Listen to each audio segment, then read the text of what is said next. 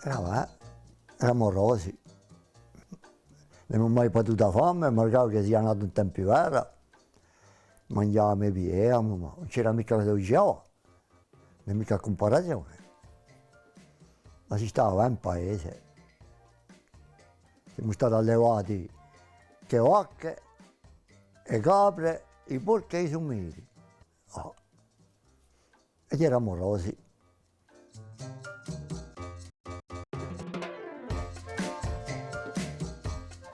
Rigetto perché vogliono questa maniera di vivere. Questa non mi piace mica, anche.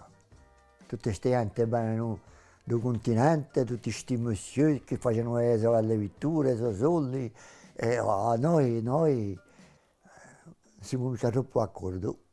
Venire in un paese, volevano fare legge, sapete come lì? No. Si giovano, mettono camera, mettono affari, mettono... Da noi questo non esisteva mica. Di tempo i paesani chiudevano la portacantina e mettevano la chiave in tufone. E tutto il mondo sapeva, ma non c'era nessuno che entrava a rubare in cantina. Allora, c'era a pararsi. Dentro era un'altra vita, era un'altra vita. E gente era in un'altra maniera. Quando veniva un festiere in un paese, lo facevamo entrare in casa, arrivavamo a mangiare da bere, avevamo un bicchiere di vino, allora è finita. Allora buongiorno monsieur e poi scappano.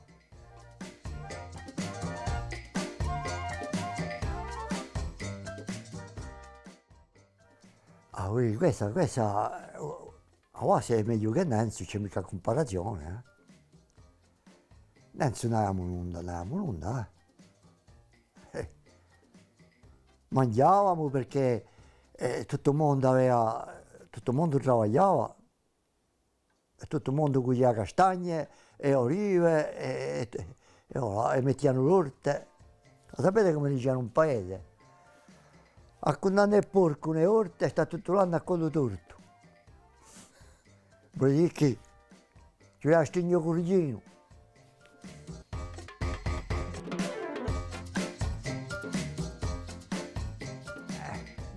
A me mi pare che la Corsica se ne va attivando. Tutto il mondo parla francese e questa è una catastrofe. Ma penso io. Vengo da una famiglia, ho 4 figliolini, non ce n'è mica uno che ci faccia a parlare corso. Io riparlo corso quando mangiano in casa da me e mi rispondono in francese. Allora, tutte queste scuole di corso non vengo mica che cosa la imparano. Non imparano nulla.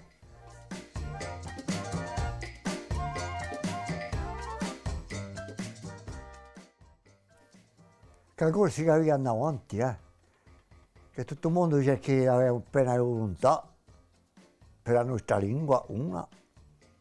No, è perché li si mettono a lavoro tutti questa gioventù.